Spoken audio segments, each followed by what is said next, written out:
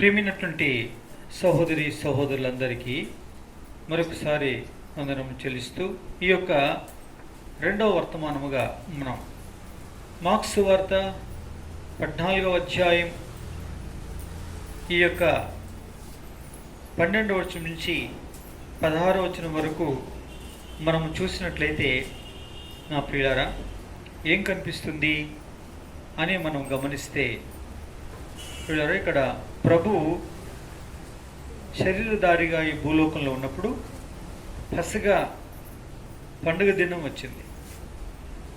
అట్టి పండుగను ఆచరించే నిమిత్తం ఏం చేయాలి, ఎక్కడైతే బాగుంటుంది అని శిష్యులు అడిగారు ప్రభు అయిన యేసు వారిని. అడిగితే ఆయన అన్నారు, మీరు పట్టణానికి వెళ్ళండి, వెళ్తున్నప్పుడే ఒక నీళ్లు కుండ ఎత్తుకున్నవాడు మీకు ఎదురుపడతాడు, వారిని మీరు అనుసరించండి. ఏ ఇంటిలో ప్రవేశిస్తున్నాడో ఆ ఇంటి యజమానుని అడగండి, అతడు సామాగ్రితో సిద్ధపరచబడిన గొప్ప మేడగది మీకు చూపిస్తాడు, అదే నేను పస్కా భుజించే ఇల్లు, వెళ్ళండి అని చెప్పాడు. అలాగే కనుక్కున్నారు. ఆ విధంగానే పస్కా పండుగను ప్రభు ఆచరించాడు. ఇది ఈ 14వ అధ్యాయంలో ఉన్నటువంటి విషయం ప్రియులారా, అంటే 12 నుంచి 16 వచనం వరకు పారాగ్రాఫ్లో ఉన్న విషయం. ఆ ప్రకారంగానే సిద్ధపరిచారు. నా ప్రియమైనటువంటి వాళ్ళరా, ఇక్కడ ఏది దేన్ని చూపిస్తుంది అనగా, అంటే నీళ్ల కుండ ఒకటి కనిపిస్తుంది, అంతేకాకుండా సామాగ్రితో సిద్ధపరచబడిన గొప్ప మేడగది మనకు కనిపిస్తుంది. సామాగ్రితో సిద్ధపరచబడిన గొప్ప మేడగది, ఈ రెండు కూడా ఈ సందర్భాన్ని ప్రాముఖ్యమైన స్థానాన్ని వహించేదిగా ఉంది. కాబట్టి నా ప్రియమైనటువంటి వాళ్ళరా, వీటి ద్వారా అంటే ఎక్కడ ఆయన ఇష్టపడ్డాడు అంటే, నీళ్ళకుండా ఏ ఇంటిలో ప్రవేశిస్తుందో, ఏ ఇంటిలో ఉంటుందో ఆ ఇంటిని, సామాగ్రితో సిద్ధపరచబడిన గొప్ప మేడగది, సామాగ్రితో సిద్ధపరచబడినటువంటి మేడగదిని ఆయన కోరుకున్నాడు. పిల్లరా, ఈ దినం ఎవరిని ఆయన కోరుకుంటాడు, ఎవరిని ఆయన కోరుకుంటాడు, ఏ ఇంటిని ఆయన కోరుకుంటాడు, ఏ సంఘమును ఆయన కోరుకుంటాడు అని మనం ధ్యానిస్తే, మనం యోచిస్తే, ఆయన నీళ్లకుండున్న ఇల్లు, రెండవది సామాగ్రితో సిద్ధపరచబడిన మెడగదిని ఆయన కోరుకున్నవాడైనాడు.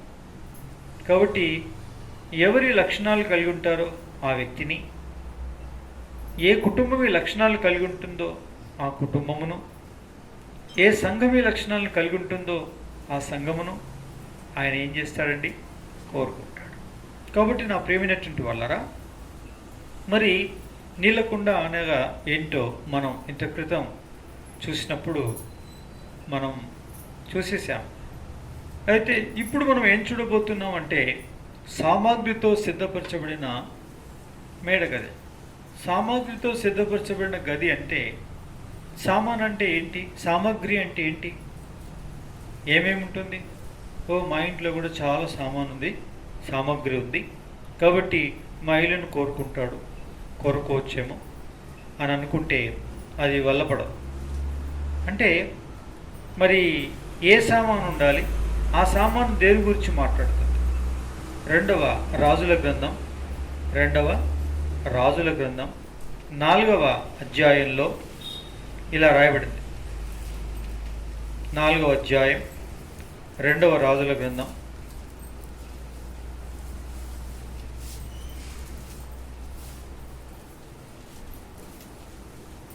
4వ అధ్యాయం 9-10 వచనాలు.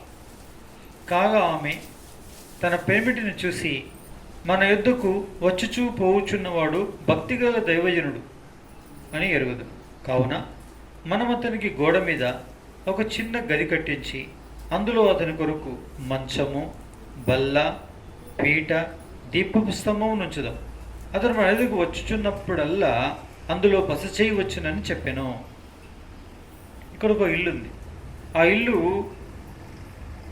ఎవరిల్లు అంటే షూనేము పట్టణములో ఉన్న ఓ షూనేమీయురాలు యొక్క ఇల్లు.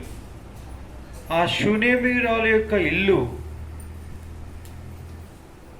షూనేమీయురాలు ఏం చేస్తుంది అంటే ఓ గది కట్టించి ఆ గదిలో, అది గోడ మీద, గదిలో ఈ రీతిగా ఈ వస్తువులు ఉంచుదాము, అప్పుడు వచ్చినప్పుడు పోవునప్పుడు ఈ దారిలో ఇక్కడికి వచ్చి ఆయన బస చేసుకొని వెళ్తాడు. ఆయన గొప్ప దైవజనుడు కాబట్టి ఏమంటారండి అని వారి భర్తను అడిగారు. ఆయన ఓకే అన్నాడు. అదే రీతిగా ఆ మేడ, ఆ యొక్క గోడ మీద ఆ గది కట్టించబడి అట్టి వస్తువులు ఉంచబడ్డాయి. అక్కడికి ఎప్పుడు ఎలీషా అనేటువంటి దైవజనుడు వస్తూ పోతూ ఉన్నాడు.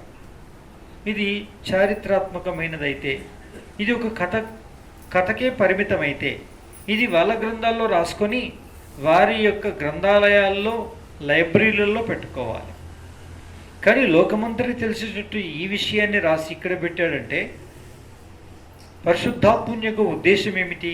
అవును, మనం ఆధ్యాత్మికమైనటువంటి వాటికి సాదృశ్యమైనవని, అట్టి లక్షణాలు కలిగినటువంటి ఇంటిగా మన ఇల్లుగా ఉంటే అక్కడ ఆయన వచ్చి నివాసము చేస్తాడు అని అర్థమిస్తుంది. ఎవరిల్లును, ఎవరింటిని, ఎవరి సంఘాన్ని ఆయన అంగీకరించి, స్వీకరించి, ఆయన దీవించి ఆస్వాదిస్తాడు అని అంటే పిల్లరా, ఈ వస్తువులు కలిగినటువంటి ఇల్లు. మొదటిది మంచం, రెండవది బల్ల, మూడవది పీఠ, నాలుగవది దీపస్తంభం. ఈ 4 ఎక్కడ ఉంటాయో అక్కడ తప్పనిసరిగా ఆయన నివాసము చేస్తాడు. ఆయన కోరుకుంటాడు, ఆ వ్యక్తిని కోరుకుంటాడు, ఆ కుటుంబాన్ని కోరుకుంటాడు, ఆ సంఘాన్ని, సాహసాన్ని కోరుకుంటాడు.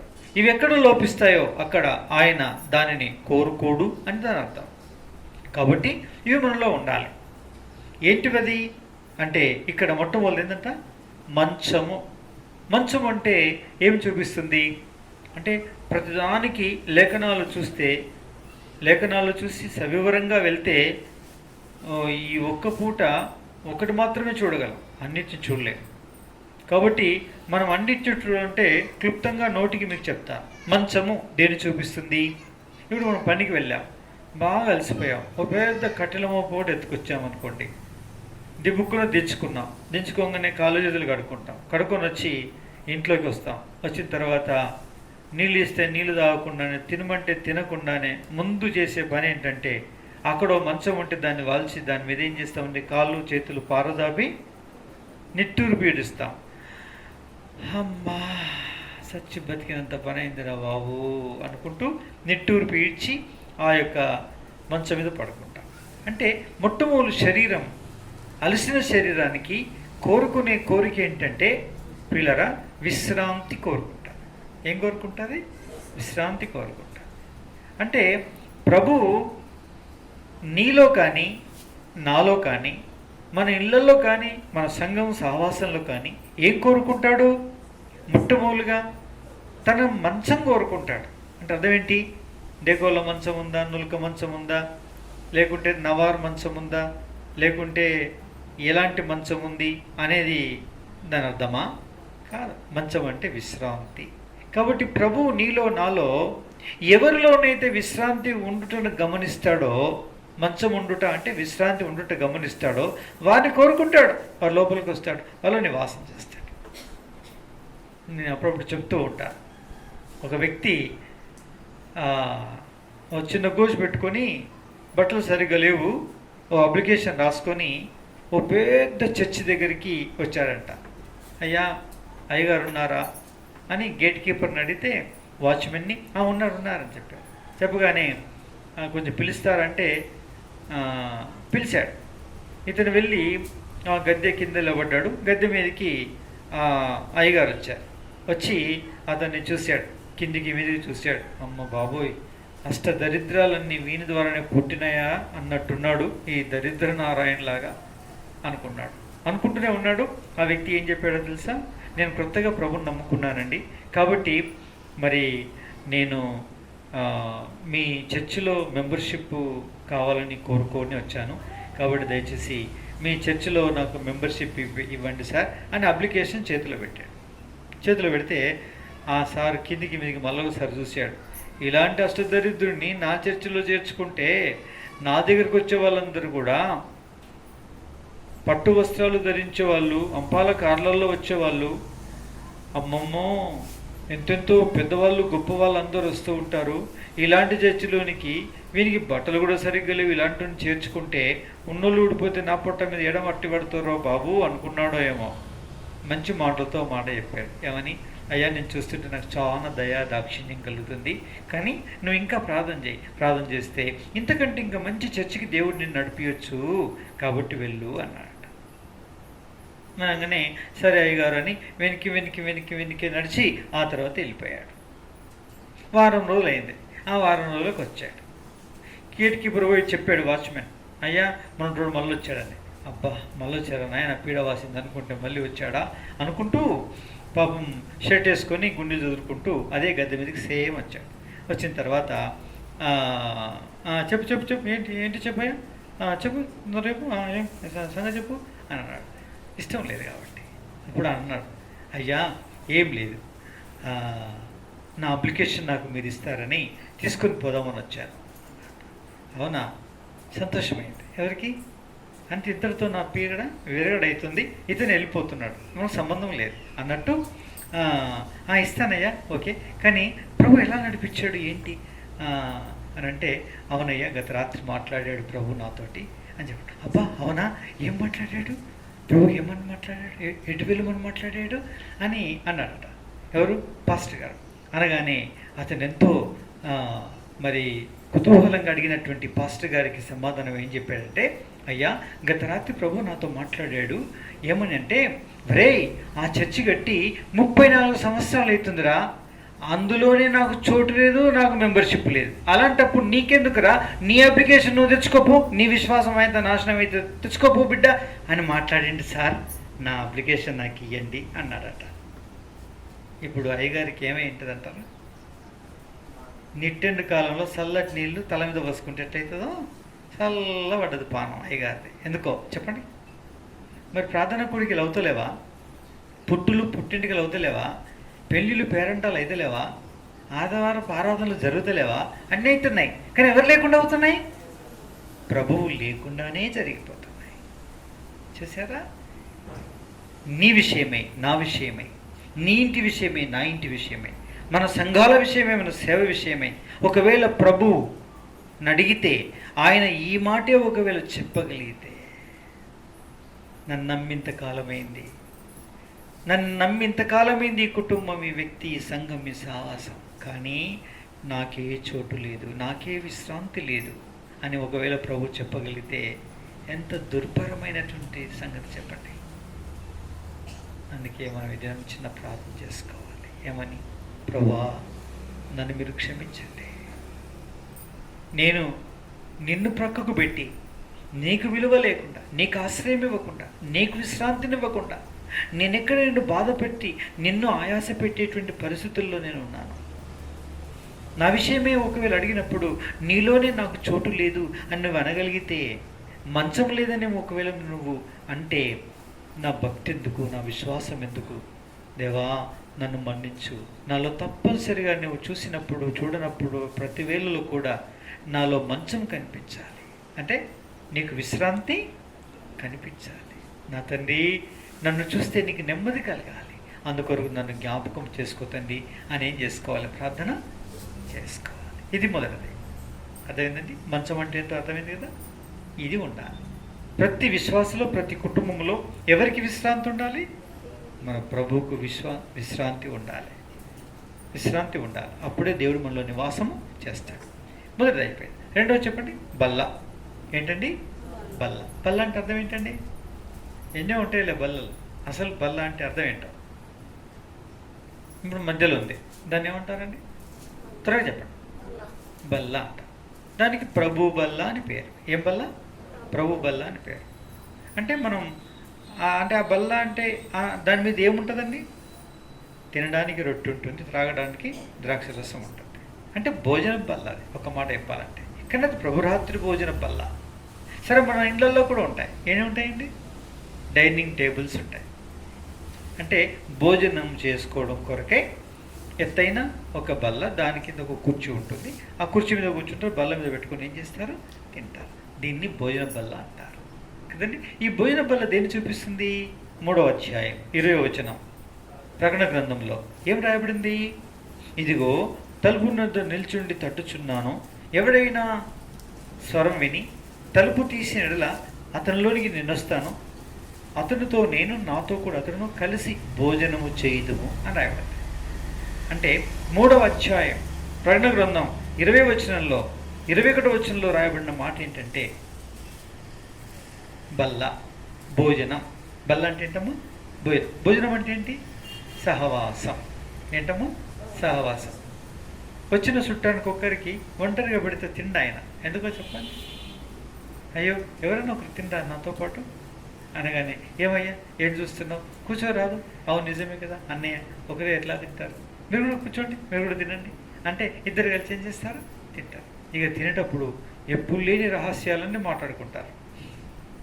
తినేటప్పుడు ఎక్కడెక్కడియో ఆలోచనలు వస్తాయి. పలానాలు ఎట్లున్నారు, పలానా ఎట్లున్నారు, అవుగానే పలానా అయింది, రకరకాల ఎన్ని వచ్చేస్తాయి. సహవాసం ఏమంటారంటే దాన్ని? సహవాసం. అవును, ఎవరిలో బల్ల ఉందో వారిలో ఆయన నివాసం చేస్తాడు. అంటే ఎవరు దేవునితో సహవాసం కలిగి ఉన్నారు, వ్యక్తిగతంగా దేవునితో సహవాసం కలిగి ఉండాలి, కుటుంబంగా కలిసి ప్రభుతో మాట్లాడేటువంటి సహవాసాన్ని కలిగి ఉండాలి, సంఘముగా మనం ప్రభుతో మాట్లాడి సహవాసం చేసేవారిగా ఉండాలి. అప్పుడు ఆ వ్యక్తిని, ఆ కుటుంబమును, ఆ సంఘాన్ని ఆయన కోరుకుంటాడు, అక్కడ నివాసము చేస్తాడు అని దాని అర్థం. ఏముండాలి మన మధ్యలో, మన దగ్గర, మనలో వ్యక్తిగతంగా, కుటుంబంగా, సంఘముగా ఏముండాలండి? బల్ల ఉండాలి. బల్ల అంటే అర్థం ఏంటి? సహవాసం ఉండాలి. అంటే అర్థం ఏంటంటే మనం మన వైపు నుంచి మాత్రమే ఆయనకు చెప్పడం కాదు, ఆయన వైపు నుంచి కూడా ఆయన చెప్తుంటే వినగలిగే సహవాస బంధం ఉండాలి. మనమంతా వన్ వే ఉంటుంది, ఏకధాటిగా ఏమి పాట పాడతామంటే ఇంకా సంధియకుండా చెప్తాం మన సంగతులన్నీ, మన అక్కర్లన్నీ కూడా.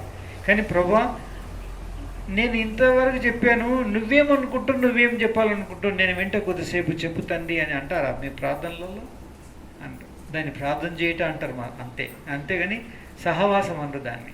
సహవాసం అంటే ఏంటి? పరస్పర సంభాషణను సహవాసం అంటారు. పరస్పర సంభాషణ. నా అవభావాలు మీకు తెలవాలి, మీ అవభావాలు నాకు తెలవాలి. మన ఇంటికి వచ్చిన చుట్టానికి మన భావం తెలవాలి, అతని భావం ఏంటో మనకు తెలవాలి. ఇదే సహవాసం అంటే. ఏమో మీ ఇంటికి వచ్చినట్టే అనిపిస్తలేదు, ఏం మాట్లాడలేదు మీరు, సరేలే ఇంకోసారి కలుసుకుందాంలేండి, వెళ్తా అని చెప్పి వెళ్ళిపోతారు. అంటే అదేంటి? వచ్చినట్టే అనిపించలేదంట చుట్టానికి. ఎందుకో ఏం చేయాలక్క, తీరిక లేకపోయి నీతో మాట్లాడదాం, కూర్చుందామని అంటే, నువ్వు పెట్టిన కూడి ఏందమ్మా మా ఇంట్లో లేదా, కానీ 4 మాటలు మాట్లాడితే తృప్తి ఉండేది అంటారు కదండి. అంటే మనం వారితో, వారు మనతో.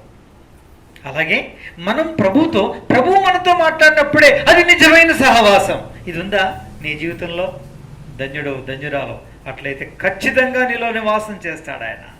ఖచ్చితంగా నేను కోరుకుంటాడు, ఖచ్చితంగా నీ ఇంటిని కోరుకుంటాడు, ఖచ్చితంగా నీ యొక్క సంఘాన్ని కోరుకుంటాడు, సహవాసాన్ని కోరుకుంటాడు. లేనిడలా కష్టం, ఇబ్బంది. ఆయన అసంతృప్తి పరచబడతాడు. నాకు నెమ్మది లేదు, నాకు అంత సంతోషం, సంతృప్తి లేదంటాడు. చూసారా? ఉందా బల్ల? పరస్పర సంభాషణ ఉందా? పరస్పర స్పర్శానుభవం ఉందా? పరస్పర దర్శనానుభవం ఉందా? ఎలాగా? ఇంటికి వచ్చిన చుట్టూ పలానా చిన్నోడు కనిపించలేదేంటి, ఎక్కడ పోయాడు, లేడా? ఉన్నాడులేండి, వాడు వర్క్ ఫ్రమ్ హోమ్ చేస్తున్నాడు, ఇంటిలో నుంచి పని చేస్తున్నాడు కంప్యూటర్లో, లాగౌట్ అయితే మళ్ళీ కష్టం వద్దని లాగిన్లో ఉన్నాడు, అక్కడే ఉన్నాడు అంటే ఏమో మీ ఇంటికి వచ్చినట్టు అనిపిస్తుంది. ఆ చిన్నోని చేస్తుంది, చిన్నోని ముఖం చూడకపోయేసరికి నాకేమనిపిస్తుంది? పరస్పర. అయ్యో ఇంత దూరం వస్తే అక్క కనిపించకపోయా, ఇంత దూరం వస్తే అన్న కనిపించకపోయా, వచ్చినట్టే అనిపిస్తలేదు అంటే అర్థం ఏంటి? స్వరదర్శనం ఉండాలి, స్వరూప దర్శనం ఉండాలి, పరస్పర స్పర్శ ఉండాలి, కదండి. కరోనా వచ్చి ఇప్పుడు దూరం చేసింది మనల్ని. కౌగలించుకుంటేనే చుట్టం వచ్చినట్టు చుట్టం పోయినట్టు అనిపిస్తుంది మనకి. ఒకప్పుడు సంగతి, ఇప్పుడు కాదులే. ఇప్పుడు చుట్టుకుంటుంది వాళ్ళ సుడి. ఏ కరోనా అంటుకుంటుందో ఏమో అని గవర్నమెంట్ వాళ్ళు ముందే చెప్పారు. విద్యాశాఖ, వైద్యం చేసే శాఖ వారు. దాంతో మనందరం దూరం అయిపోయాం కరోనాను బట్టి. పిల్లరా, పరస్పర సంభాషణ అదే సహవాసం. పరస్పర దర్శన, ముఖ దర్శనం అదే సహవాసం. పరస్పర స్పర్శ, ఒకరినొకరిని అతుక్కోవడం, ఆనుకోవడం, కౌగులించుకోవడం, ఇది అసలైన సహవాసం. ఇది ప్రభువుతో ఉండాలంట. ఎవరితో ఉండాలి? ప్రభువుతో ఉండాలి.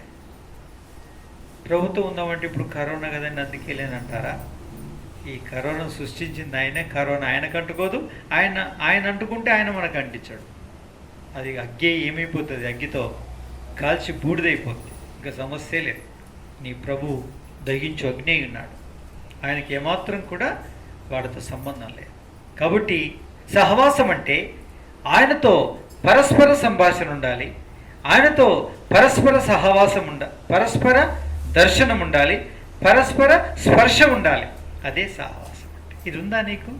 నువ్వు చెప్పగలవా? అవును, నా ప్రభుతో నేను మాట్లాడుతున్నా, నా ప్రభు నాతో మాట్లాడుతున్నాడు అని చెప్పగలవా? ప్రభువుని నేను చూస్తున్నాను, నన్ను ప్రభు చూస్తున్నట్టు నేను గమనిస్తున్నానని చెప్పగలవా?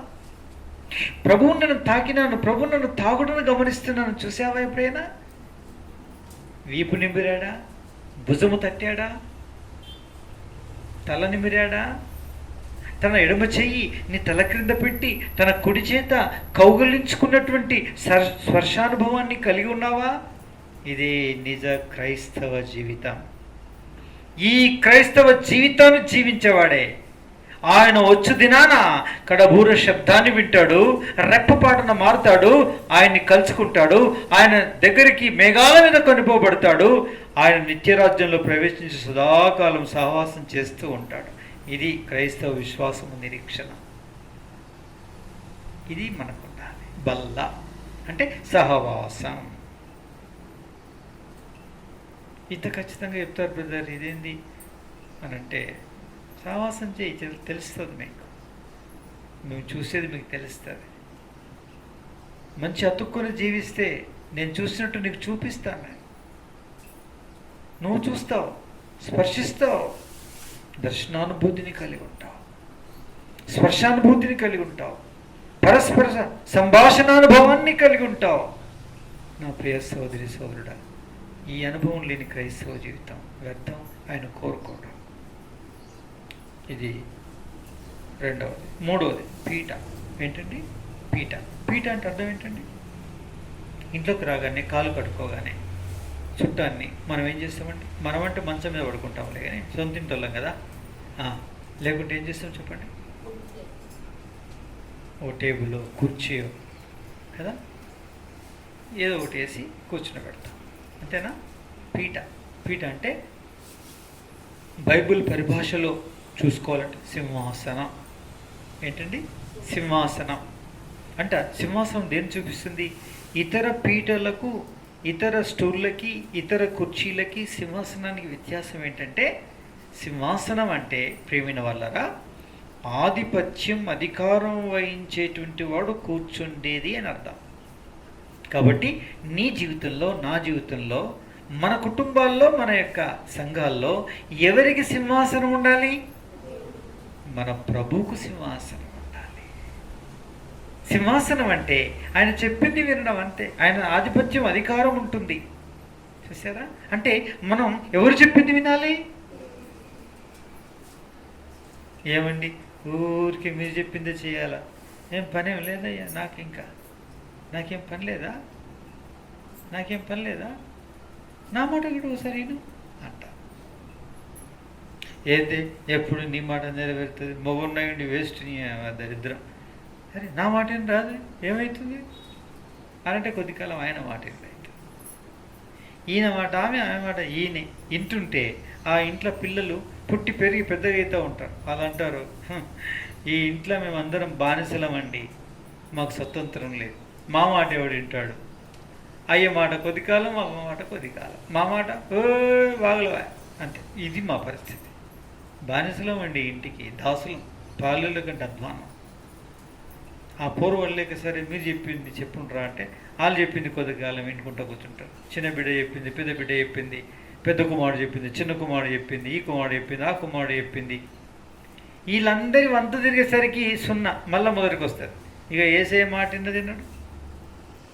అందుకే మన ఇళ్లలో సమాధానం ఉండదు, ఆయనకు అధికారం ఉండదు, ఆయన ఆధిపత్యం ఉండదు, ఆయన చెప్పినట్టు చేసేది ఉండదు. ఆయన చెప్తాడు, ఏం చెప్తాడో చూద్దాము అని వేచి చూడరు. ప్రేమిన వాళ్ళరా, ఆయన చెప్పింది చేసేది భార్య కానివ్వండి, భర్త కానివ్వండి, పిల్లలు కానివ్వండి, అందరూ కలిసి మోకాళ్ళ మీద ఉండి ప్రభు ఏం చెప్తాడో చూద్దాం అని వేచి చూస్తున్నారా? తలంపు రాగానే, ఆలోచన రాగానే ఆ ప్రకారం చేయడానికి తీర్మానం చేసుకొని మంచిగా కట్టగట్టుకొని వెళ్ళిపోతున్నారా? మీ మాట ప్రకారంగానే వెళ్దాం. అలాంటప్పుడు మీ ఇంటిలో, మీ హృదయంలో, మీ సంఘములో ఎవరికి సింహాసనం లేదు? యేసు ప్రభువుకి లేదు, పీట లేదు, సింహాసనం లేదు, ఆయన చెప్పినట్టు చేసేవారు లేరు. అది అలవాటు చేసుకోవాలి. భర్తవుగా నీకు ఏదైనా ఆలోచన వచ్చింది, నాకు వచ్చింది ఆలోచనగా నొద్దు, నా మాట నెరవేరొద్దు, ఈరోజు ప్రార్థన చేద్దాం, ఈ వారం ప్రార్థన చేద్దాం, ఈరోజు ఉపవాస ప్రార్థన చేద్దాం, ప్రభు ఏం తలంపిస్తాడో ఆ తలంపు ప్రకారం ముందుకెళ్దాం అనే ధైర్యం ఉందా? అనే అనుభవం ఉందా నీకు? ఏమండి, ఎప్పుడు మనకు వచ్చిన ఆలోచన ప్రకారం చేస్తున్నాం? వద్దండి, పేరు చేసుకుందాం, ప్రార్థన చేద్దాం, ప్రభు ఏం మాట్లాడతాడో చూద్దాం, ఆ తర్వాత మొదలు పెడదామండి అనగలుగుతున్నారా? తన దాసులైన ప్రతినిధుల ద్వారా ఏం మాట్లాడుతాడో చూద్దామండి, ఏమంటారో చూద్దామండి అని అనగలుగుతున్నావా? అనలేదు. నీకేది నచ్చుతుంది, నీకేది ఇష్టమవుతుంది, పైసలు నీ చేతులకు రావడం ఆలస్యం, అంతేనా? అలా ఉండకూడదు. పైసలు వచ్చినా పైసలు రాకుండా డబ్బులు ఆయన ఇస్తాడు, సమస్యలు ఆయన మాట ఇచ్చాడంటే అవి వచ్చినట్టే లెక్క. కాబట్టి పిల్లలు, ఆయన చెప్పింది చేసి వారమైతే పీట ఉన్నట్టు. ఆయన చెప్పింది ఏంటో వినకుండానే మన ఇష్టం వచ్చినట్టు చేస్తే పీట లేనట్టే లెక్క, అంటే సింహాసనం లేనట్టే లెక్క. అందుకే క్షమాపణ కోరుకుందాం. ప్రభా, పీట లేదు, క్షమించండి, ప్రభుకి అప్పగించుకుందాం. దీపస్తంభం ఏంటండి? దీపస్తంభం. దీపస్తంభం అంటే, దీపం అంటే దేవుని యొక్క వాక్యం, స్తంభం అంటే సంఘం. కాబట్టి ఏముండాలి? వాక్యం ఉండాలి. సంఘంలోని వాక్యం, మన యొక్క సొంత భాగంలోని వాక్యం మన వాక్యం. దేవుని యొక్క వాక్యాన్ని వినే అనుభవాన్ని కలిగి ఉండాలి. సంఘ సంబంధమైన ఆ అద్భుతమైనటువంటి నడిపింపును మనం కలిగిన వారమై ఉండాలి. సంఘ సహవాసముతో బాంధవ్యాన్ని కలిగి ఉండాలి. దేవుడప్పుడు దీవించి ఆస్వాదిస్తాడు. పిల్లరా, అట్టి వారిలో, అట్టి ఇంటిలో దేవుడు ఏం చేస్తాడు? నివాసము చేస్తాడు. ఆ వ్యక్తిలో నివాసం చేస్తాడు, ఆ సంఘంలో నివాసం చేస్తాడు, వారితో కూడా ఉంటాడు, ఆయన గణపరచబడతాడు. ఇది సామాగ్రితో సిద్ధపరచబడిన మేడ గది. ఇందును నాకు ఏర్పాటు చేయండి పస్కా పండుగ అని చెప్పాడు. చూసారా? కాబట్టి ఏ వ్యక్తిని, ఏ కుటుంబాన్ని, ఏ సంఘాన్ని కోరుకుంటాడు అంటే బల్ల, మంచము, బల్ల, పీఠము, దీపస్తంభం ఎవరిలో సమృద్ధిగా ఉంటాయో వారిని కోరుకుంటాడు. ఏ ఇంటిలో ఉంటాయో ఇంటిని కోరుకుంటాడు, ఏ సంఘంలో ఉంటాయో ఆ సంఘాన్ని కోరుకుంటాడు. తన ఘనమైన కార్యాలు చేస్తాడు. ఆ రీతిగా ఉన్నట్టు కొరకే మనం ప్రతిష్ఠించుకుందాం. ఆ తర్వాత ఈ బలలో మన పాలు పొందుతాం. మోకరించండి, అడ్డు చూడొద్దు. ఇట్టి వాక్యం దేవుడు దీవించి ఆశీర్వదించను గాక. ప్రార్థన చేసుకుందాం.